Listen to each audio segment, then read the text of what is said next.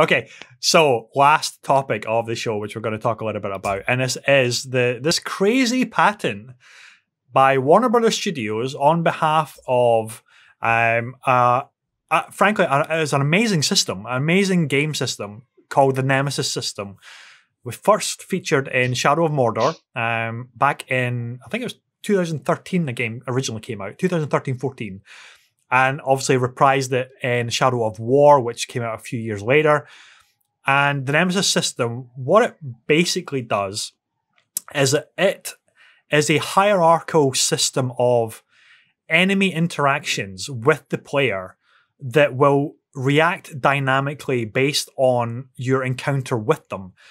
And if you attack or kill one of the NPCs that's just marked as your nemesis, they can either come back to life, but with being somewhat modified, and they will remember the manner in which you potentially killed them or maimed them, and that will then roll out into how they now look or behave or interact with you, the player. And it is this kind of domino system of constant interactions, constant creating these nemesis characters, and an upgrade system of their like military rank within their faction.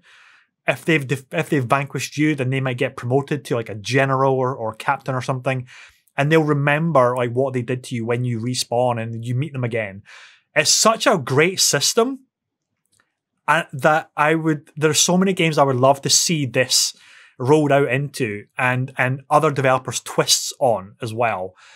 But sadly, that is clearly never going to happen because those executives at Warner Brothers Games have patented the shit out of it, and it can't ever come to any other game dev until whether they lease the system or they creatively get around it somehow. So yeah, Christina, what are your thoughts on this? They've got it till apparently 2035 as well. Jesus. So, okay. Wow. I do love this whole idea of so I've played through the Middle Earth. Yeah. Is it Shadow? Shadow of Mordor was the first one, yeah. Yeah, and then Shadow of War was the second one. Yeah.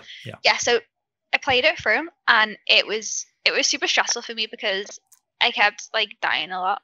Yeah. I'll admit that. And then everything just kept getting stronger, and whenever I went back, he was like, I've seen you before, and I don't like you. I'm going to kill you again. And it's just like a really cool, really interesting way of playing. It's not something I'd seen in other games before where, you know, the enemies remember what you've done.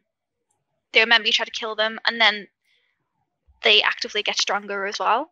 Yeah. I just thought it was like a really interesting thing. I'm interested that they've patented it as well, or patented. That's really interesting to see. Yeah, I don't know. I think that was a smart move. Okay. Because if you have a similar game that does the system, then it's going to be compared to Shadow of Mordor, which is what they don't want. Okay. They want to be like, this is our system, you know, we created it, blah, blah. So I think it was kind of a smart move. I could be wrong. It could backfire. I don't know. But I do like it. I think it's interesting. It brings a bit more of an element to the gameplay, so makes it a bit different. Yeah. Do you think it has the potential to like stifle innovation of a particular system because it's not just like the free marketplace where any game dev can like take the climbing mechanics of Breath of the Wild, for example, and do their twist on it. If Zelda patented like the stamina bar for climbing, for example, then no other game could ever use that. Do you think that's a negative impact on the industry, or do you think it's just better for the developer that patents it? Yes and no. I mean, doesn't Genshin Impact have... Is there another game that has a stamina bar? Is it Genshin? Genshin Impact? I haven't played Genshin Impact, but I don't know if it does or not. But, you know, recently Immortals Phoenix Rising is the closest kind of mirror, I would say, of Breath of the Wild. Like, on the surface, is like the Greek mythology Breath of the Wild. Like all the mechanics are very, very similar, like almost carbon copy.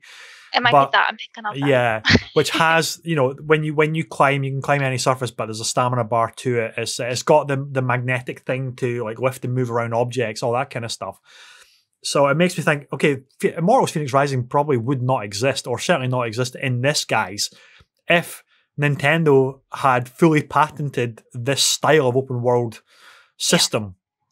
Yeah. And which is a real shame if games that we want to see variations or twists on a particular mechanic can't do that because of somebody holds the license for it. But again, the opposite side of that is, well, maybe that just forces a developer to think creatively themselves and do their own version of that, which isn't immediately referred to, oh, that's just that game, but with X skin over it, and that kind of thing. So maybe it does foster more identity for other developers to do their own thing as well. It's difficult. Yeah, now I think I'm back to the nemesis system. Yeah, okay. I don't know, like the climbing thing is it's such a minimal. Yeah. Well, I won't say it is a minimal thing. Yeah. It's not too major to the gameplay. I mean, it's a good feature. It helps you, get to places.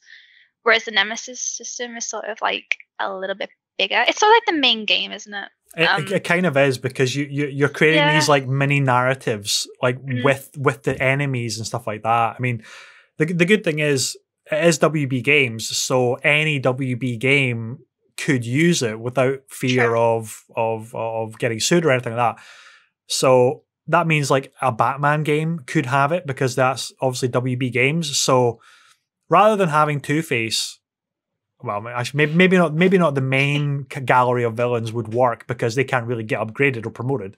But henchmen, like the henchmen that you constantly like, break their arms and stuff like that and put into headlocks and as Robin or Catwoman or Batman, then maybe there's a hierarchical system within that, like the Joker's gang of criminals. Maybe there's a hierarchical system there that can be explored, or Two-Face's henchmen, there's a hierarchical system there, and they get promoted to captain of like the Joker's right-hand man, but you've broke his jaw 3 times, so he has to wear this like big metal plate around his jaw, and he becomes like super ferocious and leveled up. That kind of stuff I think is so cool, and I'd love to see it in Mad Max as well. Mad Max was ripe for it, but we never got a nemesis system there, sadly. Because you just imagine, okay, if you have a vendetta against another road warrior that's an NPC, then they keep getting leveled up. Their car gets more and more elaborate with these upgrades, and then they have their own posse of other cars that kind of follow them to hunt you down, and it becomes this whole mini narrative in these worlds. I think it's super rich to be explored, and I don't think we've seen nearly enough of the potential of the Nemesis system yet. I guess that's why they've done it then, because I completely forgot that, Warner Brothers have so many games. I mean, the Batman games for sure, if they introduce the Nemesis system in there, I suppose it works for them because they have so many titles. That's probably why they've done it. Yeah. Yeah, and just thinking back to all the titles they've got now, that's probably why they've done it, just to be like, right, these are our games, this is our system, like you just don't touch. Yeah. And then you can't compare Warner Brothers games to any other games because it's theirs. Yeah. Yeah. They have this system that is uniquely theirs. And yeah. I mean, there are a few game developers that don't like their stuff being compared to other people's. Totally. I get that. As a creative person, it's like it's not usually meant as an insult, but you're thinking they're just saying I've ripped something off, and as a creative person, that's really the worst ever. Well, when Genshin came out, everyone was like, it's like Breath of the Wild, but really pretty and really cute. And I suppose Nintendo were just like, oh, okay, well, this looks really bad on us. Yeah. Because everyone's like really hyped about this new game that's coming out, and it's like really similar to ours. Did we give them most of the ideas? Did they take it from us? There's all this these thoughts and feelings in the background as well. So if I made a game, I wouldn't really want it to be compared. I'd want it to be like I'd want it to be unique. I wouldn't want anyone to be like, oh, well, your stuff's great, but it's also in this game as well. And this game's like really hyped up and it's better. I just feel like, okay, great. Yeah, it's really super difficult as well. Yeah, I do agree with that totally as well. I can now see, okay, maybe my first reaction was like, don't patent systems like that, because other developers want to use it and do their riff on it. But yeah, I do appreciate, okay, that means that it's something that is totally uniquely theirs, and that can be a defining characteristic of their games, and putting that into their games that is unique for, I mean, would a Harry Potter game work with a nemesis system? I was just thinking of Hogwarts Legacy. I was like, I wonder if like you're Gryffindor and you go like Hex or Slytherin, and then they remember that, and then you go see them again, and they're like, right, Potter, I've learned. Yeah. Obviously not Potter, but like, right, Potter, I've learned this new spell. Yeah. I'm going to use that on you now. You are. If that game, or when it does eventually come out, I want to be able to hex on other people so they start like spewing slugs like poor Ron Weasley in Chamber of Secrets. And then the nemesis system was like, you made me vomit slugs all day, and I'm gonna get you back for that. You know, this kind of like mini narratives are so cool. It could work.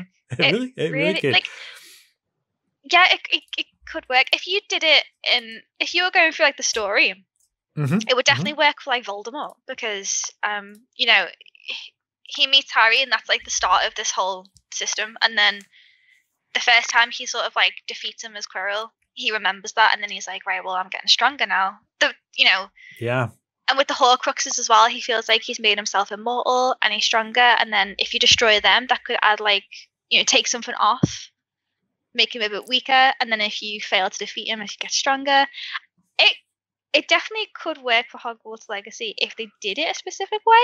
Yeah. I mean, I don't know if I'd like it, but the potential there for a lot of nuance for the system, I think, is super exciting. Like to what level of minutia can you create these little rivalries and things that stick with an NPC character to come back, and just like at the worst time, it's like you're getting your ass kicked and then saying, "Oi, Potter, you made me vomit slugs," or "You hexed me back in my year 1 of Hogwarts school," and then they get stuck in with you as you're losing a battle for something else. Yeah, that's so cool. it could definitely work. I don't know if I'd like that idea. I'd be terrified of like come around the corner and then just going, okay, crap, what do I do? Run. I don't know. I really don't know. Video games are supposed to be like escapism. We don't have to worry about like repercussions for our yeah, exactly. Repercussions for our actions, because we like kicked an NPC in the shins like when we were a low level character, and they come back when we're level 50 characters, and then they break our legs or something. Oh yeah. Yeah. It's supposed to be like an escapism, isn't it? And then I don't know why we do this to ourselves. Like, oh, Dark Souls has come out. Oh, there's a new Bloodborne game. Oh, here's another Dark Souls game, and we are like the first people to pick them off the shelves and go, right, I'm gonna sit back on the couch tonight, chill out, and play Dark Souls. Yeah. And then you start there like this. It's so stressful. I don't know why we do this to ourselves, to be honest with you. Yeah, a nice relaxing game to wind down to. Yeah. Sekiro or Dark Souls. Yeah, great. Do you know what? I thought Spyro would be chill to sit down and enjoy. And then the other day I was having anxiety from those flight. They are so difficult, those flying levels. So hard. You have like the first couple of challenges are pretty easy, but then it will just stack, and then you'll have to do something else all in one loop as well. Oh my god, they're so difficult. They're so rage-inducing. Well, Spyro is a really chill game, so don't worry about it. Normally it is normally a chill game, but not the flying ones. Crash Bandicoot's the same. It's like I'll get such rage missing a jump, and then I have to start the whole level again. I think, oh, where's the checkpoint system? Just give me a save anywhere system, please. The trophies are stressful as well. Like there's some trophies that you can't get unless you do like a supercharge, and if you miss a supercharge, then you fall and die, and then your lives go down. And thanks, Toys for Bob. Exactly.